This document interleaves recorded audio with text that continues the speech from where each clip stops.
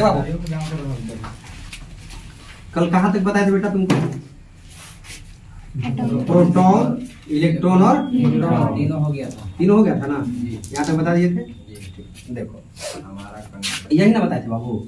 यह एक मान लो एटम है, परमाणु है, तब परमाणु के बीच में क्या होता है? नाभिक। नाभिक में क्या होता है? प्रोटॉन। और क्या होता है? न्यूट्रॉन। प्रोटॉन पे कैसा? पॉजिटिव, न्यूट्रॉन पे जीरो।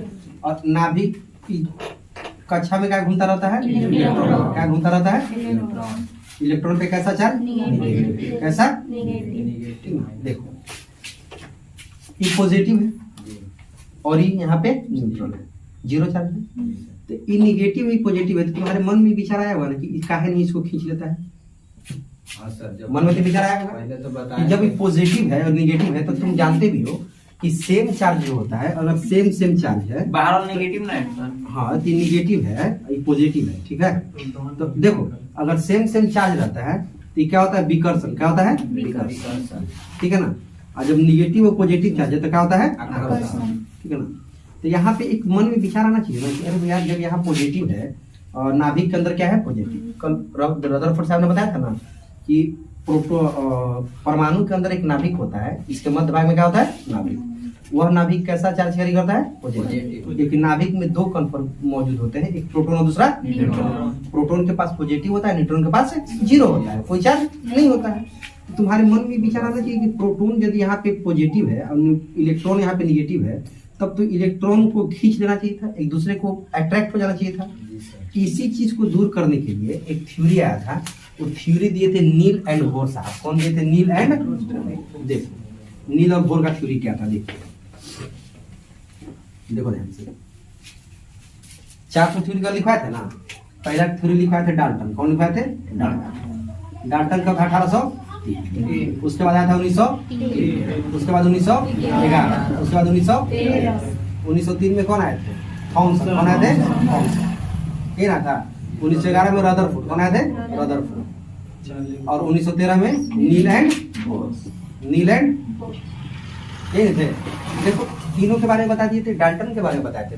डाल्टन के बारे में मैंने आपको बताया था कि डाल्टन एटॉमिक थ्योरी जो दिए थे, उन्होंने यह बताया था कि कोई भी पदार्थ जो होता है वह छोटे छोटे कणों के मिलकर के बने होते हैं और उन छोटे कणों को हम परमाणु कहते हैं। क्या कहते हैं? परमाणु। लेकिन डाल्टन साहब ने एक गलत बात बोल दिया था कि परमाणु जो होता है अविभाजित होता है। क्या होता है? अविभाजित। यह बात किसने बोला था? डाल्टन साहब। जो पूरी तरह से गलत बात साबित कर दिया किन्होंने? थॉमसन ने। जब थॉमसन आए तो इन्होंने सबसे पहली बात बोला कि नहीं, परमाणु अविभाजित नहीं है, परमाणु विभाजनशील है, ठीक है ना। और उन्होंने इसी आधार पे एक वाटरमेलन थ्योरी दिया, वाटरमेलन थ्योरी। पर उन्होंने बताया कि जिस तरह से वाटरमेलन मतलब तरबूजा में बीज होता है ना, बीज काला काला बीज होता है, उसी तरह से परमाणु के अंदर एक पॉजिटिव पार्टिकल से जो परमाणु के चारों तरफ क्या करते रहते हैं? घूमते रहते हैं। उसी पॉजिटिव पार्टिकल को आगे जाकर के प्रोटॉन के रूप में क्या किया जाएगा? आइडेंटिफाई किया गया आगे चल करके, ठीक है ना। जब रदरफोर्ड साहब आए तो इन्होंने न्यूक्लियस की थ्योरी दी, नाभिक की थ्योरी दी। इन्होंने क्या पास करा था? Alpha particle. क्या पास करा था? Alpha particle. आपको अल्फा, बीटा और गामा के बारे में हम बताते हैं। यदि कभी भी एग्जाम में पूछ दे कि निम्नलिखित में से अल्फा पार्टिकल के बारे में कौन सा कथन सही है, ठीक ना। निम्नलिखित में से बीटा पार्टिकल के बारे में कौन सा कथन सही है, या निम्नलिखित में से गामा पार्टिकल के बारे में कौन सा कथन सही है, यह भी क्वेश्चन है, रिपीटेड क्वेश्चन है, पूछा हुआ क्वेश्चन है। अगर अल्फा पार्टिकल के बारे में पूछे बेटा तो सीधा बता देना कि अल्फा पार्टिकल हीलियम का आयन होता है। क्या होता है? हीलियम का आयन होता है। हीलियम का पॉजिटिव आयन होता है। क्या होता है? पॉजिटिव आयन, ठीक ना। अगर पूछेगा क्वेश्चन निम्नलिखित में से अल्फा पार्टिकल के बारे में कौन सा कथन सत्य है, तो क्या मार देना है कि अल्फा पार्टिकल्स हीलियम का पॉजिटिव आयन होता है। अगर बीटा के बारे में पूछे तो बीटा के बारे में लेना कि यह फ्लो ऑफ इलेक्ट्रॉन होता है। क्या होता है? Flow of electron. क्या होता है? फ्लो ऑफ इलेक्ट्रॉन, ठीक ना। क्लियर है। अगर गामा के बारे में पूछे तो इसके बारे में लिख देना कि यह इलेक्ट्रोमैग्नेटिक वेव होता है। क्या होता है? Electromagnetic wave. इलेक्ट्रोमैग्नेटिक, ठीक है। अब देखिए तो ऑप्शन आएगा तो मार दोगे ना। अगर ऑप्शन पूछेगा कि निम्नलिखित में से अल्फा पार्टिकल के बारे में कौन सा कथन सही है, तो अल्फा पार्टिकल किसके आयंस होते हैं? हीलियम के आयंस होते हैं। हीलियम के पॉजिटिव आयंस कैसे होते हैं? Positive ion. आगे हम बताएंगे कि पॉजिटिव आयंस को क्या कहते हैं और नेगेटिव आयंस को क्या कहते हैं। चल के बताएंगे आगे कैटायंस एनायंस, ठीक ना। घनायन और ऋणायन के बारे में आगे बताएंगे इसी चैप्टर में, ठीक है ना। अगर पूछेगा कि निम्नलिखित में से बीटा के बारे में कौन सा कथन सही है, तो बीटा के बारे में क्या लिखना है कि इसको फ्लो ऑफ इलेक्ट्रॉन कहा जाता है और गामा को क्या कहा जाता है? इलेक्ट्रोमैग्नेटिक वेव कहा जाता है। ठीक है। तो कल क्या बताए थे, रदरफोर्ड साहब ने क्या किया था, एक गोल्ड फॉइल ले लिया था और गोल्ड फॉइल से क्या करवाए थे बेटा, पास करवाए थे अल्फा पार्टिकल, करवाए थे ना। इस तरह से बताया ना कि गोल्ड फॉइल ले लिए थे और गोल्ड फॉइल से अल्फा पार्टिकल जो पास करवाए थे। तो इन्होंने देखा था कि बहुत सारा अल्फा पार्टिकल पास कर जा रहा है, लेकिन बीच से अल्फा पार्टिकल जो जा रहा है वो बैक होकर के वापस आ जा रहा है। तभी इन्होंने बताया था कि परमाणु के बीच में एक सघन भाग है और इस सघन भाग को क्या कहते हैं, नाभिक। क्या कहते हैं, नाभिक। और यह नाभिक कैसा चार्ज कैरी करता है, पॉजिटिव। इसलिए बताए थे कि जो अल्फा पार्टिकल इन्होंने पास कराया था वो पॉजिटिव पार्टिकल था। कैसा था, पॉजिटिव। अगर यह निगेटिव होता है दोनों क्या हो जाता है, अट्रैक्ट हो जाता है, लेकिन पॉजिटिव था तभी तो बाहर आया, ठीक है ना। क्या हम बताए थे, क्लियर है। अगर सेम चार्ज मिला, सेम चार्ज मिलेगा तो क्या होगा, रिपल्सन। क्या होगा, रिपल्सन। रिपल्सन। अगर सेम चार्ज मिला तो विकर्षण होता है, अगर अपोजिट चार्ज मिला तो क्या होता है, आकर्षण। क्लियर है। तो यहाँ पे क्या मिल गया था, ए भी सेम था, ए भी सेम था, तभी नहीं था विकर्षण हुआ कि नहीं विकर्षण। क्लियर हो गया। इन्होंने क्या बताया कि बीच में नाभिक है, नाभिक कैसा चार्ज कैरी करता है, पॉजिटिव। और नाभिक के अंदर दो कण होते हैं, एक होता है प्रोटॉन और दूसरा होता है न्यूट्रॉन। प्रोटॉन पॉजिटिव कैरी करता है, न्यूट्रॉन जीरो करता है। और नाभिक परमाणु का सबसे सघन भाग होता है। क्या था, परमाणु का सबसे सघन भाग। और जितना भी परमाणु का भार होता है किसमें सीमित होता है, नाभिक में। किसमें सीमित होता है, नाभिक में। क्लियर हो गया। तो दिक्कत यहाँ तक बताए थे, क्लियर। अब नेल एंड बोर साहब ने देखो क्या बताया। नेल एंड बोर साहब ने सबसे पहले बताया, देखिए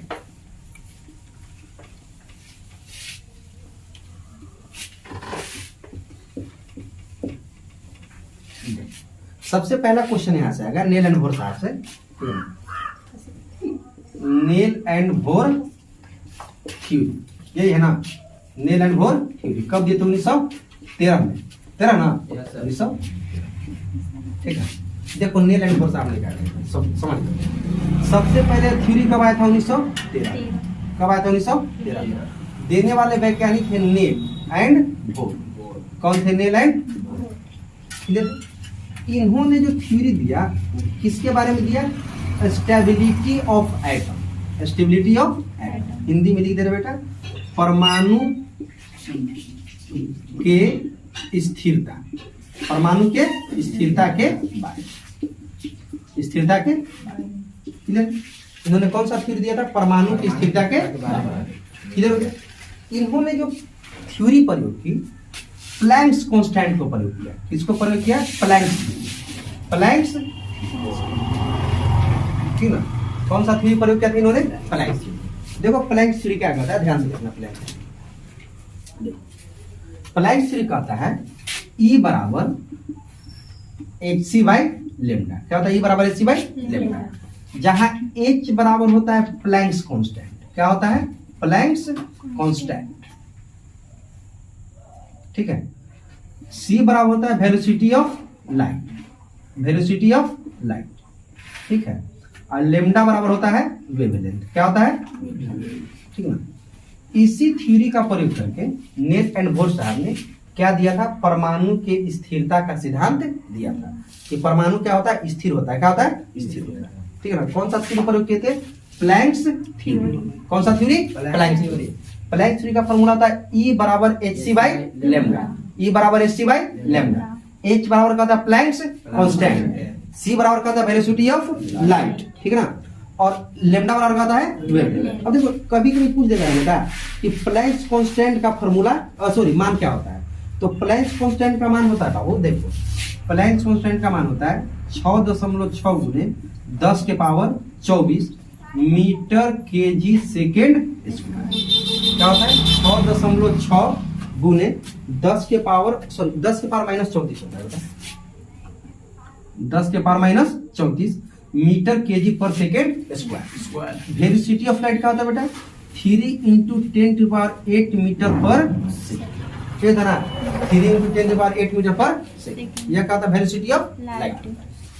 अगर पूछ दिया कि प्लैंक्स कांस्टेंट का वैल्यू कितना होता है, तो 6.6 गुने 10 के पावर माइनस 34 मीटर केजी पर सेकेंड स्क्वायर। यह प्लैंक्स कांस्टेंट का वैल्यू होता है। पूछा हुआ, ऐसे नहीं बता रहे, क्या पूछा हुआ, वेलोसिटी ऑफ लाइट, लाइट का वेग कितना होता है, 3 गुने 10 के पावर 8 मीटर पर सेकेंड। यह क्या होता है, वेलोसिटी ऑफ लाइट होता है।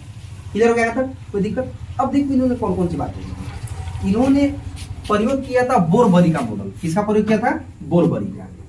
देखो बरोबरी से पहले समझ में, देखो उन्होंने क्या किया।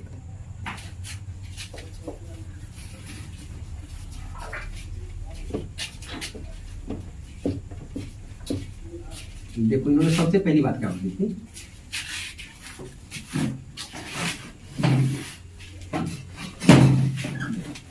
इन्होंने बोला था पहला बात कि किसी भी एटम में इलेक्ट्रॉन डिफरेंट एनर्जी लेवल में रिवॉल्व करता है, रिवॉल्व करता। देख पहला तरीका देते लोग कि किसी भी एटम में इलेक्ट्रॉन डिफरेंट एनर्जी लेवल मतलब विभिन्न ऊर्जा के स्तर पे चक्कर करता है। इसे मान लो कि यह हो गया एटम, ठीक ना, तो डिफरेंट एनर्जी लेवल यह हो गया, इसका क्या की नाभिक हो गया, energy level 1, energy level 2, energy level 3, ठीक ना। इसका नाम दे दिए के, इसका एन, इसका एम और इसका क्लियर है। इन्होंने बताया कि किसी भी एटम के अंदर जो इलेक्ट्रॉन होता है वह डिफरेंट एनर्जी लेवल में क्या करता है, रिवॉल्व करता है। दूसरा बात क्या बताया कि अगर इसमें इलेक्ट्रॉन रिवॉल्व कर रहा है तो इन दोनों इलेक्ट्रॉन के पास जो एनर्जी होगी एक ही जैसा होगा। अगर इसके पास 10 जूल एनर्जी है तो इसके पास भी कितना जूल एनर्जी होगा, 10 जूल एनर्जी होगा। मतलब प्रथम ऑर्बिट में, प्रथम कक्ष में जितने भी इलेक्ट्रॉन रिवॉल्व कर रहे हैं, चक्कर काट रहे हैं, उन सबके पास एनर्जी क्या होगा, समान होगा। क्लियर हो गया, ठीक। इन्होंने दूसरा बात बताया कि जैसे जैसे नाभिक से दूर जाएगा, जैसे जैसे नाभिक से दूर जाएगा वैसे वैसे उसका ऊर्जा बढ़ता चला जाएगा। तो बताइए तो सबसे कम किस ऑर्बिट में ऊर्जा होगा, के में, उसके बाद किसके पास होगा, एल के पास, उसके बाद किसके पास होगा, एफ, और उसके बाद एन के पास। तो सबसे ज्यादा ऊर्जा किसके पास होगा, एन के पास, उसके बाद एन, उसके बाद एन और सबसे कम एन, ठीक है। नाभिक से दूर सबसे कौन है, एन है, तो एन के पास सबसे ज्यादा ऊर्जा, उसके बाद कौन है, एफ, तो फिर एम के पास, उसके बाद एन, फिर के। दो बात समझ में आया, तीन बात समझ में, तीन बात समझ आया। क्या बताएं कि अगर किसी एक ऑर्बिट में जितनी भी इलेक्ट्रॉन की संख्या है वह इलेक्ट्रॉन की संख्या के पास एनर्जी क्या होगा, समान होगा। वह एनर्जी बढ़ेगा घटेगा नहीं। उन्होंने दूसरा क्या बताया कि जैसे जैसे हम न्यूक्लियस से दूर जाएंगे, मतलब नाभिक से दूर जाएंगे, वैसे वैसे हमारी इलेक्ट्रॉन की ऊर्जा क्या होगी, बढ़ेगी। क्या होगी, बढ़ेगी। अब देखो यहाँ से रेलवे में क्वेश्चन पूछा था, ध्यान से देखना क्वेश्चन क्या पूछा था कि अगर उच्च कक्षा से किसी इलेक्ट्रॉन को निम्न कक्षा में जाना है तो ऊर्जा को परित्याग करेगा कि ऊर्जा ग्रहण करेगा, परित्याग करेगा, करेगा परित्याग। अगर निम्न कक्षा से किसी इलेक्ट्रॉन को उच्च कक्षा में जाना है तो ऊर्जा क्या करेगा, ग्रहण करेगा। क्या करेगा, ग्रहण करेगा। ऐसे समझो, तो मान लो अभी 6 क्लास में, तुमको 6 क्लास से 7 क्लास में जाना है, तो तुम शिक्षा ग्रहण करोगे कि शिक्षा को परित्याग करेगा, ग्रहण करेगा, तब ना जाओगे 7 में। और 7 वाला है और 7 को 8 में नहीं जाना, उसको जान से फेल होना है, तो नहीं पढ़ेगा तो फेल हो जाएगा। बात समझे। तो अगर उच्च कक्षा से निम्न कक्षा में कोई इलेक्ट्रॉन जाना चाहता है तो ऊर्जा का क्या करेगा, परित्याग। अगर वही इलेक्ट्रॉन निम्न कक्षा से उच्च कक्षा में जाता है ऊर्जा क्या करेगा, ग्रहण। क्या करेगा, रेलवे का पूछा हुआ क्वेश्चन है कि अगर कोई भी इलेक्ट्रॉन निम्न कक्षा से उच्च कक्षा में जाना चाहता है तो ऊर्जा क्या करेगा, ग्रहण। क्या करेगा, ग्रहण। अब उच्च कक्षा से निम्न कक्षा में जाना चाहता है तो ऊर्जा क्या करेगा, परित्याग। क्या करेगा, परित्याग। इन्होंने एक और नियम दिया था, इन्होंने एक नियम दिया कि सेम एनर्जी लेवल में, ठीक है ना, सेम एनर्जी लेवल में त्वरित गति होने के कारण भी, सेम एनर्जी लेवल में त्वरित गति होने के कारण भी इलेक्ट्रॉन ना तो ऊर्जा का गेन करता है और ना ऊर्जा को लूज करता है।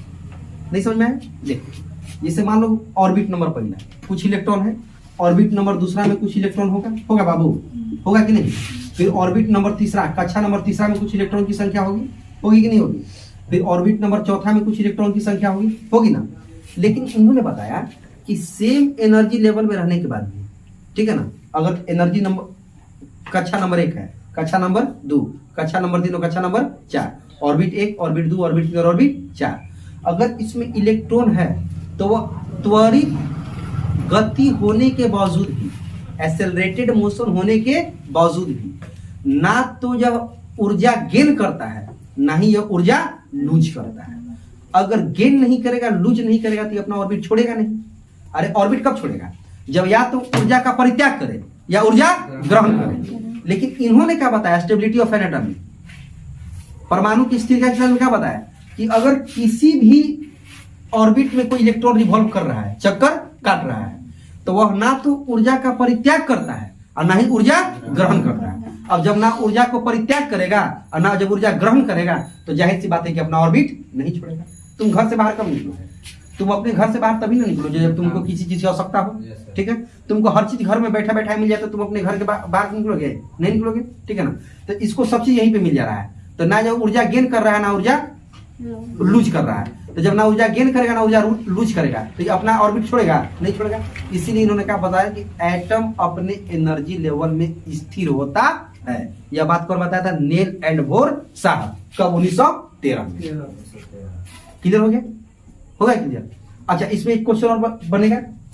जैसे जैसे नाभिक से दूर जाएंगे तो कक्षा में एनर्जी क्या होगी? बढ़ेगी। और जैसे जैसे नाभिक के नजदीक आएंगे कक्षा की एनर्जी घटेगी। अगर कोई इलेक्ट्रॉन उच्च कक्षा से निम्न कक्षा में जाना चाहता है तो ऊर्जा क्या करेगा? लूज करेगा, क्या? परित्याग करेगा। और निम्न से उच्च में जाना है तो क्या करेगा? ग्रहण करेगा। याद हो गया? क्लियर हो गया? यहाँ पे कोई दिक्कत? इसके बाद एक आए बोरबरी साहब। कौन आए? बोरबरी। देखो, इसके बाद एक और वैज्ञानिक आए बोरबरी। ठीक ना, क्या नाम था उनका? बोरबरी। उन्होंने बताया कि पहला ऑर्बिट में कितना इलेक्ट्रॉन की संख्या होगी, दूसरा ऑर्बिट में कितने इलेक्ट्रॉन की संख्या होगी, तीसरे ऑर्बिट में कितने इलेक्ट्रॉन की संख्या होगी और चौथे ऑर्बिट में कितने इलेक्ट्रॉन की संख्या होगी। इसके लिए उन्होंने एक फॉर्मूला दिया। उस फॉर्मूला को बोलते हैं 2n², जहां n बराबर कक्षा की संख्या होगी। क्या होती है? कक्षा की संख्या। कक्षा की संख्या मतलब ऑर्बिट की संख्या। ऑर्बिट की संख्या। अब देखो बेटा, ऑर्बिट नंबर ए, अगर n बराबर 1 तुम लेते हो, n बराबर 1, तो 2 गुने 1 का स्क्वायर करोगे बराबर 2 आ जाएगा। Yes sir. अगर n बराबर 2 लोगे तो 2 गुने 2 का स्क्वायर, 2 दूनी 4 दूनी 8। n बराबर 3 लोगे तो 2 गुने 3 के स्क्वायर, 3 तरीके 9 दूनी 18। और n बराबर 4 लोगे तो 4 चौको 16 दूनी 32। तो पहला कक्षा में इलेक्ट्रॉन की संख्या कितना? 2, दूसरा में 8, तीसरा में 18, चौथा में 32। यह बात बताने वाले साइंटिस्ट का नाम क्या था? बोरबरी। क्या नाम था? बोरबरी। क्या नाम था? बोरबरी। क्लियर हो गया?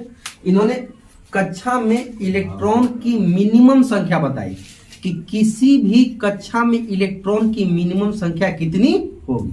यह बात कौन बताया? बोरबरी। उसके लिए उन्होंने एक फॉर्मूला दिया 2n²। अब तुमसे क्वेश्चन पूछेगा कि रसायन शास्त्र में परमाणु संरचना के सिद्धांत में ऑर्बिटल फॉर्मूला 2n² किसने दिया था? बोरबरी। ठीक ना, जहाँ n बराबर का होता है कक्षा की संख्या, ऑर्बिट की संख्या। तो 2n² में अगर n बराबर 1 लेंगे तो कितना हो जाएगा? 2। n बराबर 2 लेंगे तो 8, n बराबर 3 लेंगे तो 18, n बराबर 4 लेंगे तो 32। तो पहला में 2, दूसरा में 8, तीसरा में 18, चौथा में 32। कट रहा है सर, थोड़ा पीछे हो गया? 32 हो गया। जी। चौथा में 32। अब इसी तरह से बना दो। देखो, बोर्ड वाले 60 को बताइएगा सर। एक न्यूक्लियस हो गया, पहला, दूसरा, तीसरा और चौथा। देखो, इसमें कितना इलेक्ट्रॉन? 2, इसमें 8, इसमें 18, इसमें 32। 2, 8, 18 हो गया। पहला कक्षा में मैक्सिमम इलेक्ट्रॉन की संख्या 2, दूसरा में 8, तीसरा में 18, चौथा में 32। आगे बढ़ना है, बढ़ जा। 2 गुने 5 के स्क्वायर, 50, 25 दूनी 50, 66, 36 दूनी 72। तो 5वां हो जाएगा 50 और 6वां हो जाएगा 72। उसके आगे बढ़ना तो 77, 49 दूनी 98। कितना हो जाएगा? 98। बढ़ते जाओ, जितना इलेक्ट्रॉन ऑर्बिट बढ़ना है बढ़ते जाओ आराम से अपने। लेकिन मैं देखो नियमतः 4 ही दिया गया है, KLMN। आगे बढ़ना है, अफवाह में आगे बढ़ाएंगे। जब अफवाह प्रिंसिपल चलेंगे ना तो उसमें आगे बढ़ाएंगे। क्लियर हो गया? यहाँ तक बोरबरी साहब ने एक और बात बताई थी। ठीक ना, देखो, बोरबरी। हाँ, नाम था इनका बोरबरी। ठीक है ना, भावरा नाम का कोई देखो इन्होंने एक और बात बताई थी। देखो, किसी भी परमाणु के बाहरी कक्षा में मैक्सिमम इलेक्ट्रॉन की संख्या 8 होगी। कितना होगी? 8। एक तो 2n² का फॉर्मूला दिए थे। दूसरा बताए थे कि किसी भी परमाणु के कक्षा में, चाहे वो एटम किसी भी एलिमेंट का, ठीक ना, उसके बाहरी कक्षा में इलेक्ट्रॉन की संख्या कितनी होगी? 8। कितनी होगी? 8। क्लियर है? तीसरा बात इन्होंने बताया था कि सबसे पहले इलेक्ट्रॉन एनर्जी लेवल में जाता है, और जब तक लोअर एनर्जी लेवल पर नहीं जाता है तब तक हायर एनर्जी लेवल पे नहीं आता। देखो क्या बताया, सबसे कम देखो कम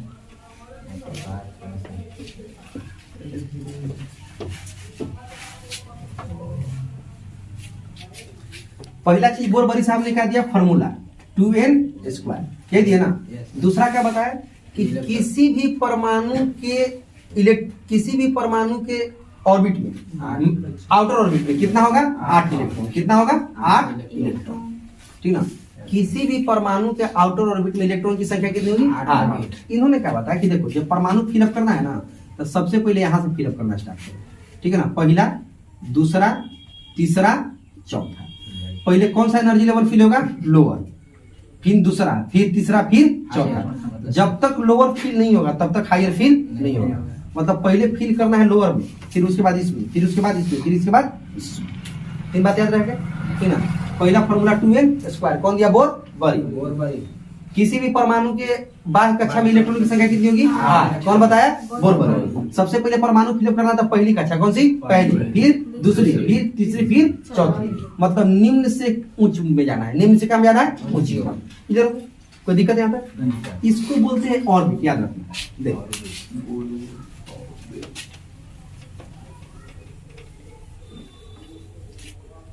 देखो ध्यान से, KLMN, इसको क्या बोलते हैं? ऑर्बिट, ठीक ना। इसमें कितना इलेक्ट्रॉन? 2। इसमें 8, इसमें 18, इसमें 32। यह हो गया ऑर्बिट। क्या हो गया? ऑर्बिट। हिंदी में लिख दे कक्षा, ठीक ना।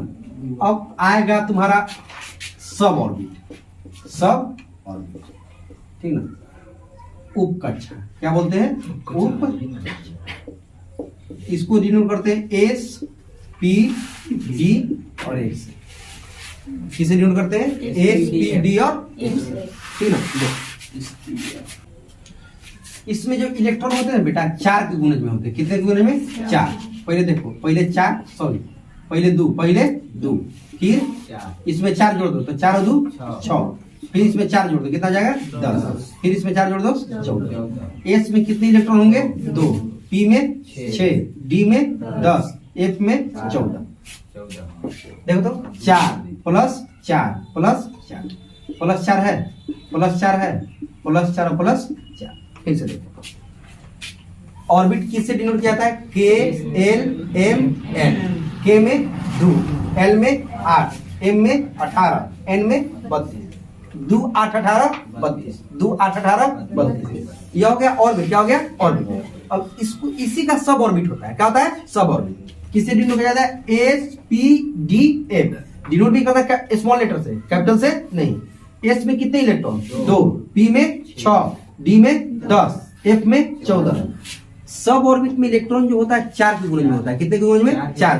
देखो 2 प्लस 4 6, 6 प्लस 4 10, 10 प्लस 4 14। अब देखना ध्यान से, यह जो होता है ना बेटा सब ऑर्बिट, आगे चल के बढ़ जाता है ऑर्बिटल में। किससे बढ़ जाता है? ऑर्बिटल में, जिसको कहते हैं कक्षक। क्या कहते हैं? कक्षक। अब देखो, कक्षक में जब भी इलेक्ट्रॉन रहेगा तो घर में रहेगा। किस में रहेगा? घर में। जिसे देखो, ध्यान से देखो, एस के लिए एक घर, कितने घर? एक। इसमें कितने इलेक्ट्रॉन आएंगे? 2। एक घर में 2 इलेक्ट्रॉन से ज्यादा नहीं रह सकता। फिर से ध्यान देना, एक घर में 2 इलेक्ट्रॉन से ज्यादा नहीं रह सकता है। तो एस के लिए क्या घर? एक। ताकि इसकी कैपेसिटी कितना है? 2। तो एक घर में 2 इलेक्ट्रॉन बिठा दिए। और देखो पी का मान कितना है? 6। तो एक घर में 2 इलेक्ट्रॉन से ज्यादा नहीं रह सकते। तो पहले एस हो जाएगा। पहले क्या हो जाएगा? एस। एस में कितना इलेक्ट्रॉन? 2। एस में कितना? 2 इलेक्ट्रॉन। 2 इलेक्ट्रॉन हो गए। एस में कितना इलेक्ट्रॉन? 2 इलेक्ट्रॉन। अब उसके बाद आया पी। कितना आया? पी। तो एस के लिए पी कितना इलेक्ट्रॉन हो जाएगा? 4। कितना इलेक्ट्रॉन? 4। पी के लिए कितने घर? 2 घर। अब फिर से देखो, पहले यहाँ पे देखो, कक्षा 4। कितने कक्षा? 4। KLMN। के में कितना इलेक्ट्रॉन 2, एल में 8, एम में 18, एन में 32। फॉर्मूला क्या चलता है 2n²। कौन सा फॉर्मूला चलता है 2n²। ठीक है। अब देखो उप कक्षा, उप कक्षा को डिनोट किया जाता है SPDF से। किसे किया जाता है SPDF। एस में मैक्सिमम कितने इलेक्ट्रॉन होंगे 2, पी में 6, डी में 10, एफ में 14। उप कक्षा में इलेक्ट्रॉन जो लाई करेगा वह 4 के गुणज में, किसी गुणज में 4 के गुणज में, उप कक्षा में किसी गुणज में 4 के गुणज में। क्लियर हो गया। हमें फिर से याद रखना, उप कक्षा में ये इलेक्ट्रॉन जाएगा किसी गुणज में जाएगा 4 के गुणज में। तो एस में कितना 2, 2 प्लस 4, 4 बार कितना हुआ 6, 6 प्लस 4 बराबर 10, 10 प्लस 4 बराबर 14। तो एस में अधिकतम कै को इलेक्ट्रॉन बैठा सकते हो 2, पी में अधिकतम कै को 6 को, डी में 10 और एफ में 14।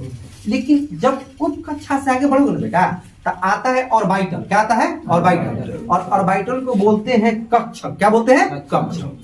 इसी चीज को समझ जा तो फिर आगे पूरा समझ में आ जाए कैसे इलेक्ट्रॉन बैठाया जाता है। ठीक ना, इसको बैठाना जरूरी है, सीखना जरूरी है। देखो ऑर्बिटल में जो इलेक्ट्रॉन रहते हैं वो घर में रहते हैं। कैसे रहते हैं घर में। जैसे तुम यहाँ से पढ़ के गए तो रोड पे नहीं रहोगे, घर में रहोगे। लेकिन तुम्हारे घर में रहने की कैपेसिटी सीमित होगी, है कि नहीं। मान लो तुम्हारे पास कोई किसी भी तरह का कोई कमरा हो तो कमरा में सोने का कैपेसिटी लिमिट होगा कि नहीं होगा। मान लो यहाँ पे बहुत मैक्सिमम बच्चा बैठेगा तो 100 से 150 बैठेगा, इससे ज्यादा तो नहीं बैठ सकता है। बहुत यहाँ से वहां तक बैठेगा तो 150 से ज्यादा बच्चा बैठ सकता है, बहुत बैठेगा तो 200 बैठेगा। क्लियर है। तो इसी कैपेसिटी कितनी है 200 बच्चों की कैपेसिटी होगी, इससे ज्यादा तो नहीं बैठ सकता है। 2 4 10 बैठा सकते हैं, ठीक ना। लेकिन इस घर में ना देखो जो ऑर्बिटल में इलेक्ट्रॉन बैठता है वो घर में बैठता है। किसमें बैठता है घर में। और एक घर में सिर्फ 2 ही बैठ सकते हैं। कितने बैठ सकते हैं 2। तो देखो तो एस की कैपेसिटी कितनी है बैठाने की 2। एस के पास कितनी इलेक्ट्रॉन रखने की कैपेसिटी है 2। तो एक घर इसको दे दिया गया ताकि एक घर में कितने की बैठाने की कैपेसिटी 2। क्लियर हो गया। अब आओ पी के पास, कितना पी के पास, पी के पास कितने इलेक्ट्रॉन है 6। कितने इलेक्ट्रॉन है 6। लेकिन देखो पी के पास कितने इलेक्ट्रॉन है 6, ठीक है ना। तो एक तो एस वाला हो जाएगा, एस वाला जो हो जाएगा बेटा ये वाला एस वाला घर हो गया ऑलरेडी। एस यहाँ आएगा ना तो एस में कितना इलेक्ट्रॉन 2 और पी में कितना इलेक्ट्रॉन 4। कितना 4, तो 4 और 2 6। अब आ जाओ डी में। जब एक घर में 2 को बैठे करेगा तो फिर उसमें 4 को कैसे बैठ जाएगा। इसमें 4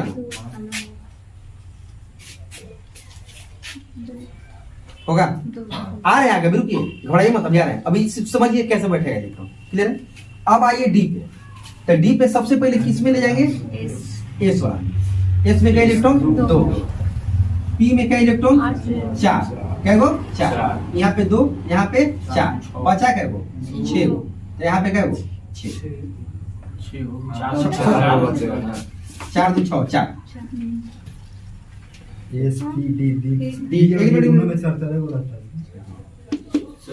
सही है। ठीक है, कितना हो गया 4 4 8 2 10। क्लियर हो गया। कोई दिक्कत। देखो ये एस हो गया, ये एस अभी पी, ठीक ना। ये एस पी पी। एक मिनट और पी पी सब पी होगा। एक minute. S S P B 2 electron 6, इसमें 6 कौन बैठेगा जी।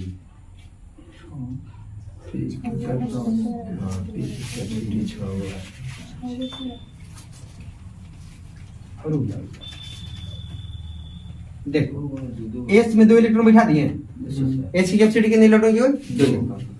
पी की कैपेसिटी कितना जाएगी देखो, पी में आ जाएगा तो 2। देखो एस में 2 इलेक्ट्रॉन और पी में क्या इलेक्ट्रॉन 4, ठीक ना। तो पी की कैपेसिटी, हालांकि पी की कैपेसिटी कितना है 6 की। कितने इलेक्ट्रॉन की 6 इलेक्ट्रॉन की, ठीक है ना। एस में 2 बैठ गया, एस में 2 बैठ सकता है ना। एस और पी में कितना इलेक्ट्रॉन बैठेगा 6 इलेक्ट्रॉन, ठीक है ना। क्या चीज, हाँ तब ऑक्टेट पूरा होगा। अब देखो डी में सबसे पहले क्या वो बैठेगा एस वाला बैठेगा। एस में क्या इलेक्ट्रॉन 2, पी में क्या वो 6 इलेक्ट्रॉन और डी में कितना हो जाएगा 10। कितना इलेक्ट्रॉन हो जाएगा 10। अब देखो फिर एस में कितना इलेक्ट्रॉन 2, पी में क्या इलेक्ट्रॉन 6, डी में 10 और एफ में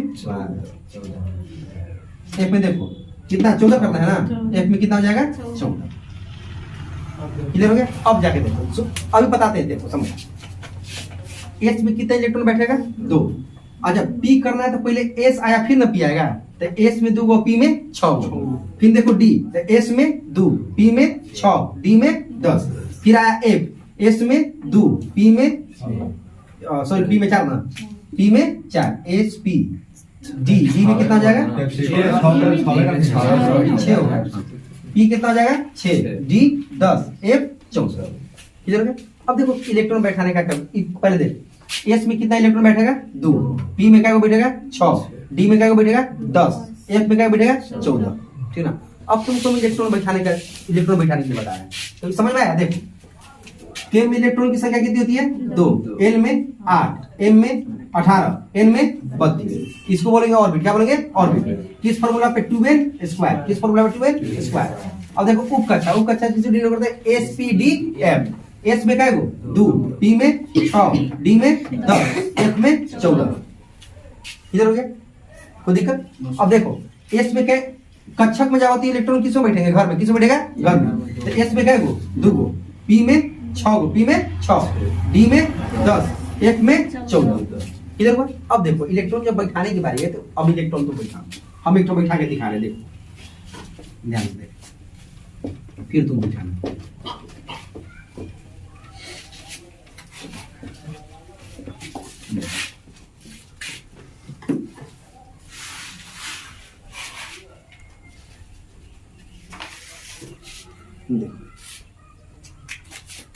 ये बता देना एस पी डी एल 2 6 10 और 14। इसके लिए एगो घर बनेगा, क्या घर बनेगा? इसके लिए 3, ताकि एगो में 2 से बेसी बैठाना नहीं है। इसके लिए क्या बनेगा 5, 1 2 हो गया 5 गो। इसके लिए क्या बनेगा 7, 1 2 3 4 5 6 7 बढ़ गया। देखो तो घर की संख्या यहाँ पे देखो 1, यहाँ पे 3, यहाँ पे 5, यहाँ पे 7, 1 3 5 7 और में चल रहा है, विषम संख्या में चल रहा है कि नहीं चल रहा है? 1 3 5 7।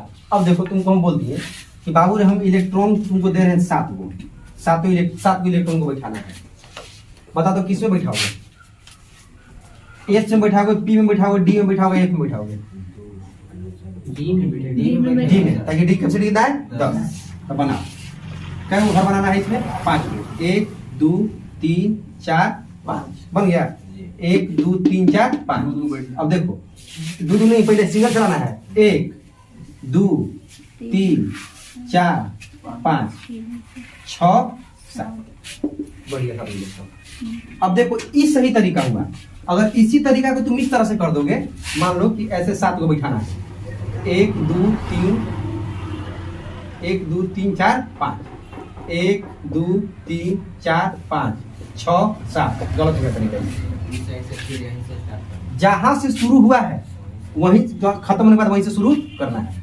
7 इलेक्ट्रॉन बढ़ गया। अब देखो जो ऊपर वाला है इसका वैल्यू होता है +1/2, और जो नीचे वाला मुंह है इसका वैल्यू होता है -1/2। जो ऊपर में मुंह है इसका वैल्यू कितना होता है +1/2, नीचे में जो होता है -1/2।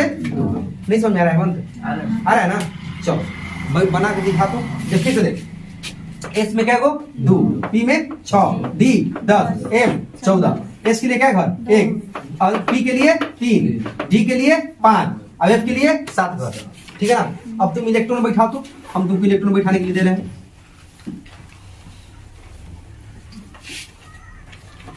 इलेक्ट्रॉन की संख्या है 8, बैठाओ। इलेक्ट्रॉन की संख्या है 12, बैठाओ। इलेक्ट्रॉन की संख्या तुम्हारा 9, बैठाओ। इलेक्ट्रॉन की संख्या तुम्हारा 6, बैठा दो। बैठा जल्दी जल्दी बैठा।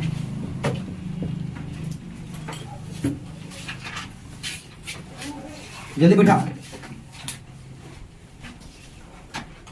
बैठा दिए।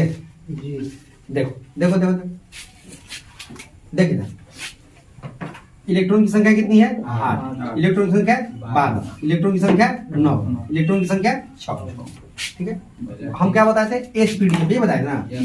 देखो यहाँ से ध्यान से देखो, एस पी डी एस में क्या है 2, पी में 6, एक में 10, एक में 18। इसमें बैठाने के लिए क्या है 1 इस सॉरी 14, इसमें 3 इसमें 5, 1 2 3 4 5। और इसमें 7। 1 2 3 4 5 6 7। अच्छा देखो इलेक्ट्रॉन की संख्या कितनी है? 8। किसमें बैठेगा बता दो? डी में बैठेगा। तो डी में बैठा देखो 1 2 3 4 5 6 7 बैठा दिए। इलेक्ट्रॉन की संख्या कितना है? वो डीएम बैठेगा 9। इलेक्ट्रॉन की संख्या 9। इसी में बैठा दो 7 8 9। अच्छा ये कितना है? 12 में है। x में 12 है। e की संख्या 12। इसमें आ जा 1 2 3 4 5 6 7 8 9 10 11 12। अच्छा डी फिर क्या ई के इलेक्ट्रॉन की संख्या 6 है। तो देखो 1 2 3 4 5 ऊपर वाला का वैल्यू कितना? +1/2 और नीचे वाला का वैल्यू -1/2। अब इस तरह से देखो क्वेश्चन बना दोगे? देखो गलती हो गया किसका गलती हो गया? इलेक्ट्रॉन। अच्छा चलो फिर से दे रहे बना लो। देखो ऐसे ही नहीं होता। देखो सुन एक बार फिर समझ देखो। एक बार फिर समझ लो। देखो समझ देखो कैसे बताते हैं। देख के एन एम एन 2 8 18 और 32 ऑर्बिट हो गया। फॉर्मूला क्या चलता है बेटा? 2n square. इसको कहते हैं ऑर्बिट। ये फॉर्मूला आता है ना। इसके बाद आता है सब ऑर्बिट उप कक्षा। क्या आता है? उप कक्षा। ध्यान से रुक जाओ थोड़ा समझना ठीक ना। उप कक्षा एस पी डी एफ। अच्छा देखो एस में कितना होता है? 2 पी में 6 डी में 10 एफ में 14। ये ना इलेक्ट्रॉन की संख्या कितनी होती है? अब देखो ध्यान दे देख यहाँ पे देखना कैसे होता है। ध्यान से कैसे इलेक्ट्रॉन जाता है। इसी से हम बैलेंस कर रहे हैं। इसी से 6 क्यों गया पी में? कारण पूछ सकते हो ना कि सर पी में 6 भी क्यों गया? पी में 7 क्यों नहीं गया? हो सकता ना सर इसमें जो डी है 10 ही क्यों गया? डी में ज्यादा जाना चाहिए था या कम जाना चाहिए था? एफ में 14 ही क्यों गया? ज्यादा जाना चाहिए था या कम जाना चाहिए था? ठीक है ना। तो देखो ध्यान से देखो यहाँ पे देखो कैसे जाना है। देखो के में कितना है? 2 एल में 8 एम में 18 एन में 32। कोई दिक्कत यहाँ था? देखो अब ई हो गया एस। क्या हो गया? एस हो गया ना। एस में कई इलेक्ट्रॉन जाएगा? 2। अब देखो यहाँ पे हो गया पी। जब पी में आएंगे बेटा तब पहले एस वाला को बैठाएंगे। बैठाएंगे नहीं बैठाएंगे? जब 2 इलेक्ट्रॉन बैठ गया तो कै को बचा? यहाँ क्या था? 8 को। क्या था? 8। तो 2 को बैठा दे तो बचा गए 6। तो एस की कैपेसिटी कितनी हो गई? पी की कैपेसिटी कितनी हो गई? 6 बैठा दी। अच्छा देखो डी में आओ तो पहले बैठाए एस का। एस में 2 पी में बैठाए हैं 6 इलेक्ट्रॉन बैठा दिए। सॉरी 18। अब देखो क्या कौन को करना है? 18। तो 2 और 6 8 अब 8 10 डी में कितना हो जाएगा? 10 इलेक्ट्रॉन। अब देखो एन में देखो इसका सब ऑर्बिट है ना। देखो ऑर्बिट एन इसका एफ। तो देखो एस में बैठा है क्या? एस में 2 पी में 6 इलेक्ट्रॉन डी में 10 इलेक्ट्रॉन। तो एफ में क्या बच जाएगा बेटा? 14 इलेक्ट्रॉन बचेगा। 6 2 8 8 10 18 18 14 32 आ गया 32। फिर से समझ ले काहे बैठता है। हवा में नहीं रटना नहीं है। केमिस्ट्री है समझना है। देख ऑर्बिट नंबर के में मैक्सिमम इलेक्ट्रॉन की संख्या 2। ऑर्बिट नंबर एल में मैक्सिमम इलेक्ट्रॉन की संख्या 8 एम में 18 और एन में 32। के का सब ऑर्बिट क्या है? एस। एल का पी एम का डी और एन का एफ। सब ऑर्बिट हो गया। तो हम बोले कि एस में 2 इलेक्ट्रॉन बैठेगा पी में 6 डी में 10 और एफ में 14। तब सबसे इजी बता दीजिए सर कि 4 का गुणज होता है। किसका गुणज होता है? 4 का। +4 कर दीजिए +4 कर दीजिए और +4 हवा में कर दीजिए। नहीं सर ऐसे बैठा दे मन से नहीं। देखो ये किसका ऑर्बिट है? इस सब ऑर्बिट किसका है? के का। किसका है? के का। तो के में मैक्सिमम क्या इलेक्ट्रॉन बैठा सकते हैं? 2। क्या को? 2। तो एस में मैक्सिमम इलेक्ट्रॉन क्या को बैठा? 2। अच्छा इसमें देखो पी में आए तो पहले एस वाला को बैठाएंगे। एस में क्या इलेक्ट्रॉन बैठा? 2। अच्छा अब बैठाना क्या था? 8 को। तो बचेगा क्या को? 6। तो पी में क्या को चल जाएगा? 6। अब देखो डी में आए तो पहले एस में 2 इलेक्ट्रॉन पी में 6। अब बचा क्या को? 6 2 8 क्या को बचा? 10। तो 6 2 8 10 18 हो गया 18। तो डी का वैल्यू कितना 10 इलेक्ट्रॉन, कितना 10। अब देखो एफ में आए तो एस में क्या बैठाए थे 2, बी में 6, डी में 10। तो 6 2 8 8 10 18 तो 32 में से 18 घटा दे क्या बचते 14, क्या बचेगा 14। तो एफ का वैल्यू कितना 14। एफ में क्या इलेक्ट्रॉन जाएगा 14। अब किधर हुआ अब इलेक्ट्रॉन की संख्या है 12, बैठा 12 इलेक्ट्रॉन बैठाना है।